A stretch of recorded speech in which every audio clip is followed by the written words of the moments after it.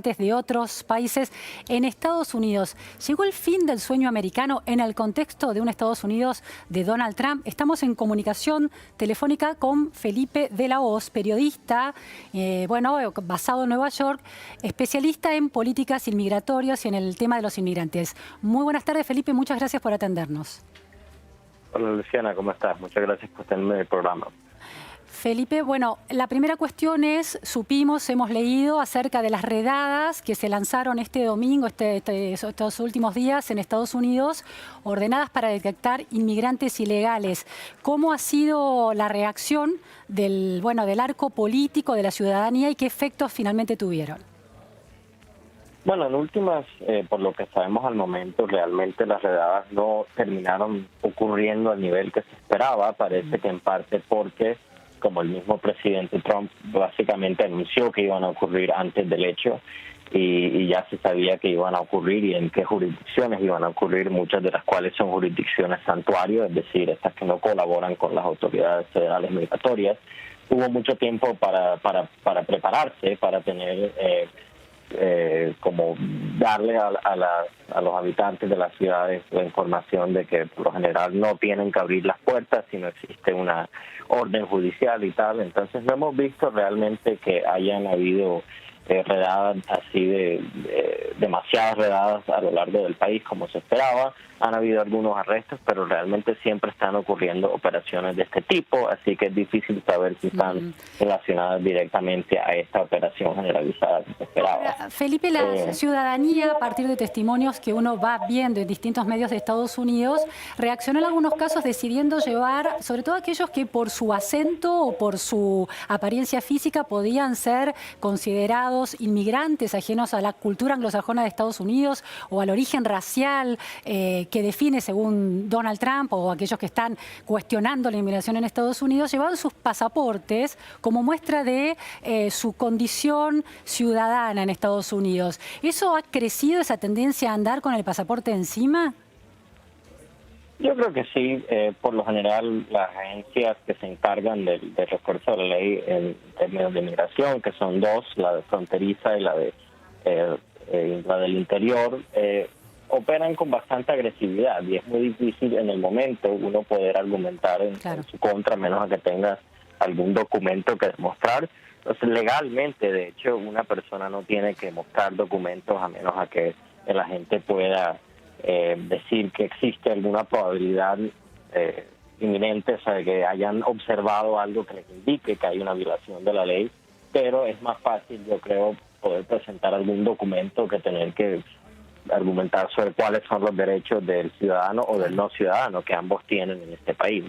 Yo mismo ando con mi documentación encima, por lo general, por ese simple hecho. Felipe, ¿cómo es tu situación? ¿Sos nacido en Estados Unidos? ¿Sos un inmigrante que obtuvo la ciudadanía americana? ¿Cómo es tu situación en términos de ciudadanía? No, yo personalmente soy nacido en Colombia, pero vivo hace algún tiempo en los Estados Unidos. No soy ciudadano hasta el momento, pero estoy residiendo legalmente en el país, pero aún con la residencia legal uno siente un cierto temor, ¿no? Porque las prioridades se han ampliado en términos de los inmigrantes que la administración considera una amenaza anteriormente, y esto se ve en la política del Departamento de Justicia, en la política del Departamento de Seguridad Nacional. Se han ido aumentando las consideraciones de quién es un riesgo, quién puede ser arrestado, etcétera, etcétera. Ahora, Felipe, Estados Unidos atraviesa una campaña electoral hacia las elecciones del año que viene. ¿Cómo pesan electoralmente los inmigrantes, los distintos grupos inmigratorios y particularmente los de origen latinoamericano? ¿Y por qué Trump, que está disputando por su reelección, se podría estar llegando a enfrentar a esos grupos inmigratorios?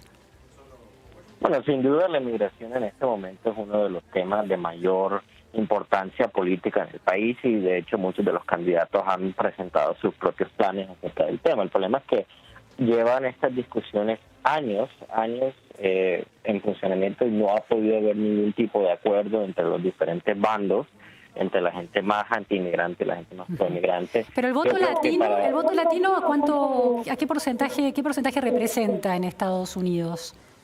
Por lo general, yo he escuchado que inclusive puede llegar en ciertas áreas hasta un 30 o 40%, más que todo, digamos, en la Florida y en Nueva York y tal, pero es un voto bastante importante. Yo creo que también lo que hay que entender, que a veces se pierde en la discusión, es que el voto latino tampoco es monolítico, especialmente en los Estados Unidos.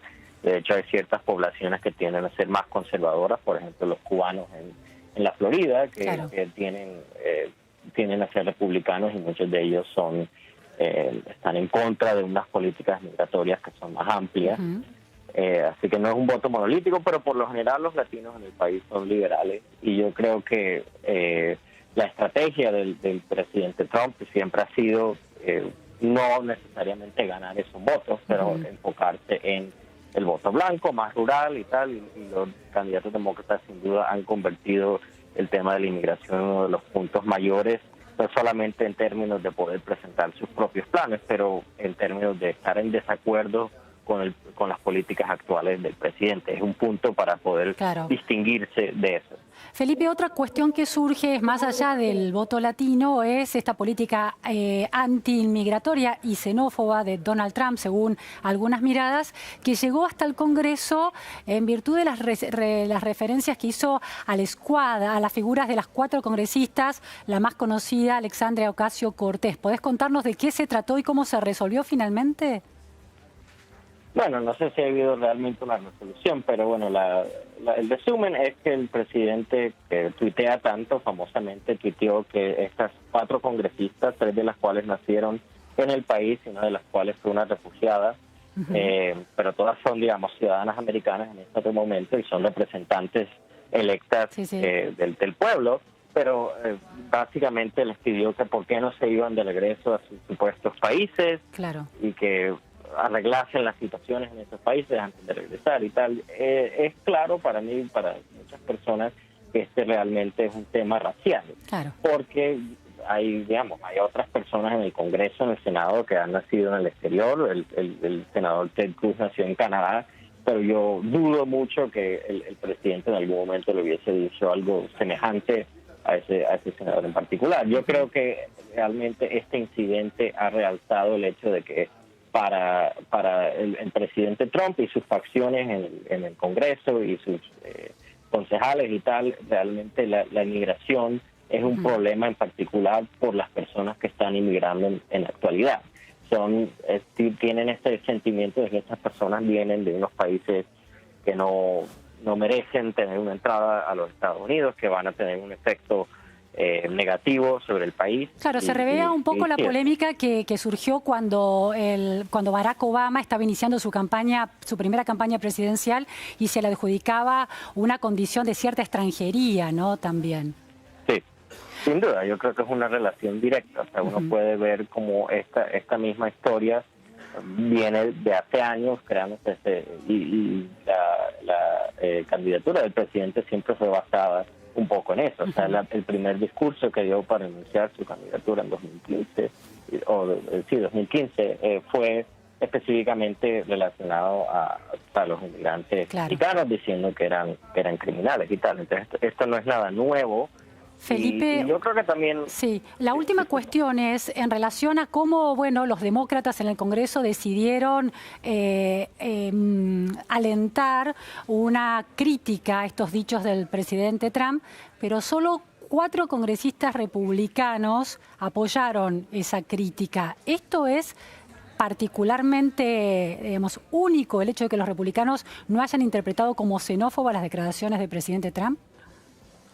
Yo creo que muchos republicanos lo que ocurre es que ellos tienen un temor de estar en contra de las facciones electorales de Trump, porque Trump, a pesar de todo, sigue siendo relativamente popular entre su propia base, y yo creo que entre muchos republicanos, digamos, si tú conversas con ellos de uno a uno, probablemente te podrían decir que estos comentarios no son apropiados, que realmente se pasó de la raya, etcétera, etcétera, pero no quieren públicamente estar en desacuerdo con el presidente, porque realmente el Partido Republicano es el partido de Donald Trump en estos momentos. Y si Donald Trump se enfada con uno de ellos por cualquier motivo y empieza a tuitear en su contra o hablar públicamente en su contra, eso podría tener unos efectos bastante contundentes sobre sus reelecciones. Yo creo que es un temor de estar en contra de lo que ellos ven como la trayectoria del partido.